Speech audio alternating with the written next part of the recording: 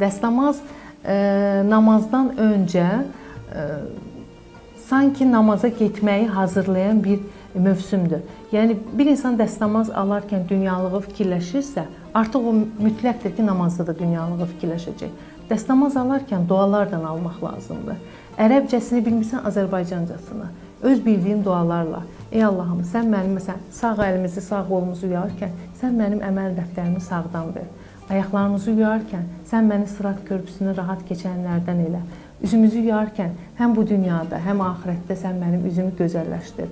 Cəhənnəmdən qoru. Başımıza məhz çəkərkən cəhənnəm əzabından qoru. Dualar edərək başlayır. Və dəstəmazdan sonra ara verməmək lazımdır. Dəstəmazdan sonra gedim bir telefona baxım, görüm kim nə yazıb. Bir nəsə, kimlənsə söhbət edeyim. Bu namazın xoşunu qaçırır. Ona görə də dəstəmaz aldıq. Sonra namaza gedirik. Namazı da əlimizdən gəldiyi qədər çalışırıq ki, yəni onun fərqində olaq.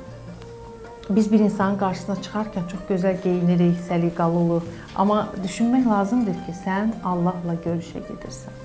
Yəni onu düşünüb o şəkildə yanaşmaq lazımdır və hər namaz bir meracıdır.